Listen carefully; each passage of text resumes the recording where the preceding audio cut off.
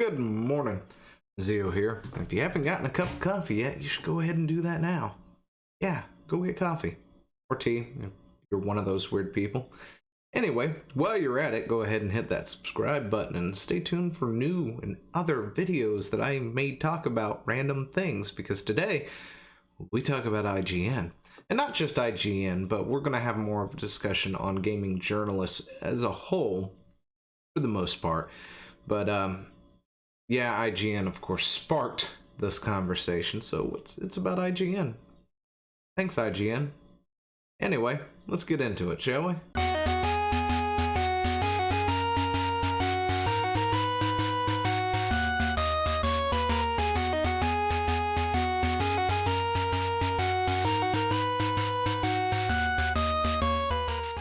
You know, they say you can't spell ignorance without IGN. And you know what, that's true, you can't. However, IGN's not exactly what I would call ignorant. No, they're far from it. They're sort of, you know, clickbaity. Sort of kind of are clickbaity. They sort of bend the truth to whatever it is that they need to, you know, push out there for the day to, you know, speak their narrative, whatever it is. You know, they lie to you, and they always have something to go on. And it's not just them, it's other journalists too, gaming journalists, if I would say. And of course, it's not all gaming journalists. There are some pretty good ones out there as well, you know, who actually understand that it's about the game, and they talk about the game, and they don't need to be shoving in, you know, their particular brand of politics or anything else into the articles.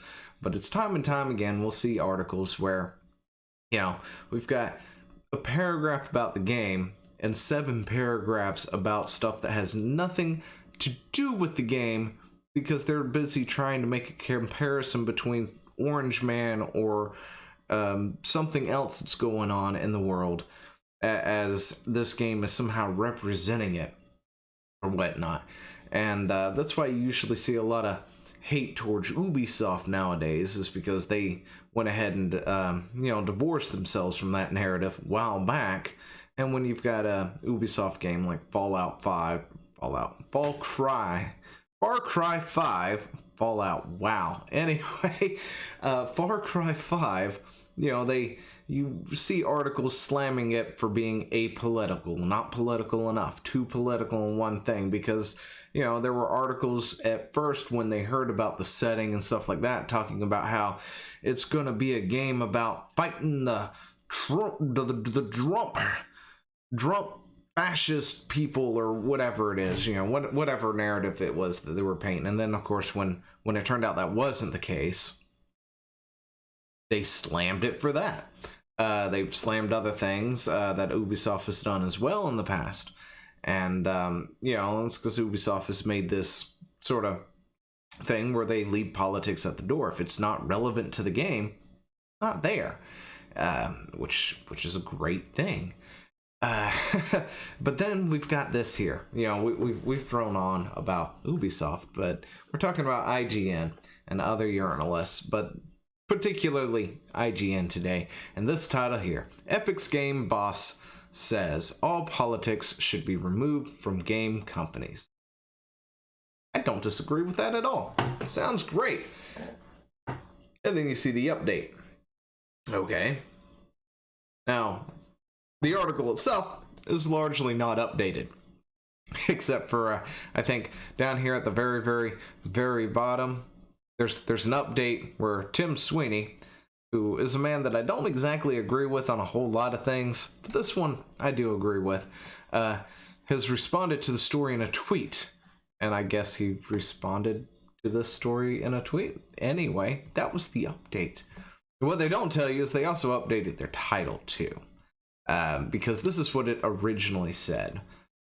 Epic Games boss says all politics should be removed from games, which is a completely different statement than all politics should be removed from game companies. Totally different statement whatsoever, because when it comes down to it, if a video game has politics, it's got politics. There's nothing wrong with that. I'm not advocating for removal of all politics from a video game. In fact, it can be very healthy to have a lot of politics, and most video game worlds, most fantasy worlds and stuff do have some kind of politics going on or being, that's afoot. And when you got things like shooters that are set in the modern day, of course, there's politics going on there too, as well. But, not everything has to be politically driven either. But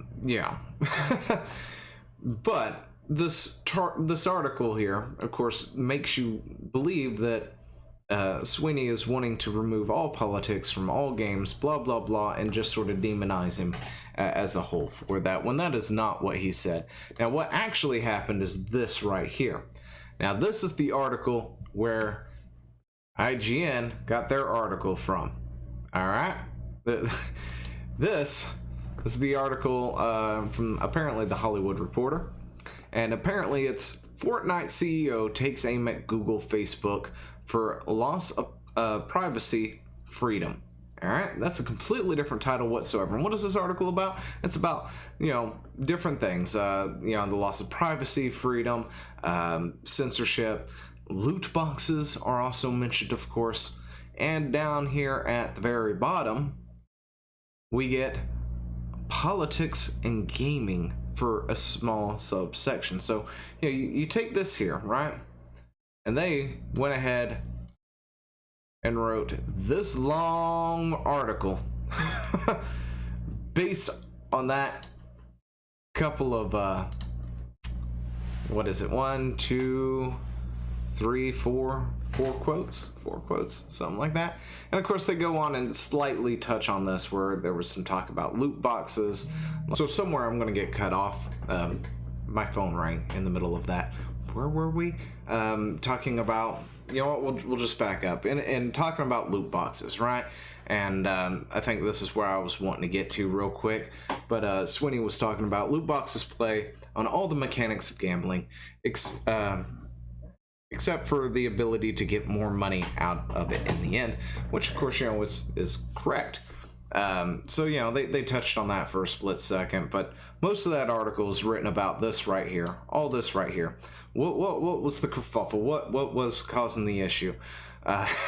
Because game journalists really, really hate it when you mess with their narratives, because they love to push this thing one way and one way only. And of course, if you don't have the same thought as they, if you're not having the same thought process as they are, you're bad. You're an evil person. You're demonized. You're the basement-dwelling incel gamer, the stereotype, while also simultaneously telling people to not stereotype people, of course, because if you stereotype them in any way, that's bad. And anyway, it's do as we say, not as we do kind of mentality. But Sweeney Todd. No, it's not Sweeney Todd. Anyway, Sweeny was talking about we should get the marketing departments out of politics. We live in a world where your political affiliations determine which chicken restaurant you go to. And of course, because it's IGN, they have to actually specify that is Chick-fil-A, because nobody else can understand that apparently. If you're not directed exactly what it is that you need to be angry about, because there is no think for yourself with these people. That's why they do things like that. Let's see. Let's look at it real quick and show you exactly where it is. Anyway, right here. They had to go out of their way to add this in, so you, the reader who thinks like them, who can't think for yourself, knows that he's referring to the evil chicken restaurant known as Chick-fil-A, and their political affiliations and their cultural response to it. Which is stupid. They're a chicken restaurant. Go eat your chicken and be happy. Or don't. Anyway, there is no reason to drag devices topics into... drag devices topics like that into gaming. My reading is getting better, even though I am dyslexic. This helps a lot. Not gonna lie. Instead of reading things backwards like I normally do, This helps. Anyway, we need to create a very clear separation between the church and state. Employees, customers, and everyone else should be able to express themselves. We are a company, or we as companies need to divorce ourselves from politics. Platforms should be neutral. Full stop. Yes. I totally agree with you on that one. Coffee. Anyway. But yeah, so they've written this whole article based on that, you know, sort of going at him for, you know, trying to make it look bad, I guess, from their perspective or whatever. But he makes a, you know, perfect sense with that. Companies need to stop being political. When you split your customer base in half, it's bad for you. When you tick off enough people, it's bad for you. Even if you're not splitting your customer base in half, because let's be frank here, I don't think half your company is right or left. There's probably a lot more leaning either center or center right than there are those who are leaning more far fringe left anyway.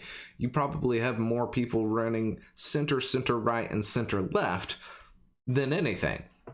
But, you know, when you go into the politics meat of the entire discussion, you know, you can't help but sit there and talk about how you've got the fringed far left, and everything to the right of that is suddenly alt-right to them.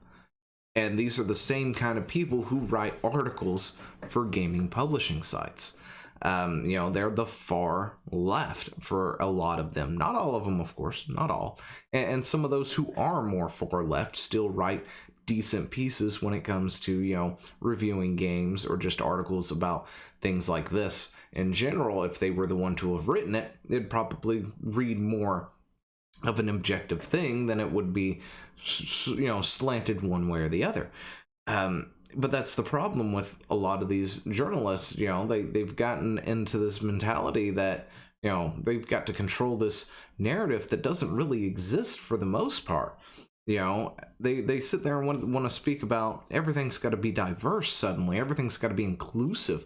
But diversity and inclusive, just for, you know, diversity inclusive sake, to check that tick box, does absolutely nothing for a game. It doesn't help it, and in most cases it might hurt it. When it comes to a game, you know, it's up to the developer themselves on the vision of the game. But if you build that game up with diversity and inclusion and all that other good jazz built from the core, you know, ground up, then yeah, that game will work with that in mind, because that's what you wanted from it to begin with.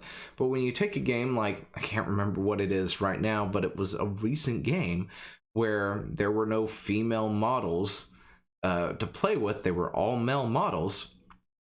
Game journalists wrote hit piece after hit piece after hit piece after hit piece, and devs wrote, oh, it shouldn't be that hard to change the model to female and give everyone a player female. Look, that's not what they wanted. That's not their original narrative for the game, and who the heck are you to tell them otherwise? You're nobody. It's that simple. If that's not what they wanted, if that's not what that company wanted, that's fine. And it was a great game, apparently. Lots of people played it, sold really well. You know, you can't sit there and say, well, we got to now go back and add this, that, X, Y, F, G, A, and everything else under the sun, because now we've got 20 people over here mad and 20 people over here mad. And we've got 10 articles about it. That does not help gaming whatsoever. But anyway, I guess that's about all I got to say on that. So I'll go ahead and end it here. If you got any comments, leave them down in the comments below. I will talk to you later. See ya. Hey, thanks for watching. Don't forget to leave a comment, smash that like button, and always subscribe for more. And of course, there are other videos floating around somewhere on the screen, so click one of those and see if you can find something that suits your fancy. Till then, I'll see you later. Bye.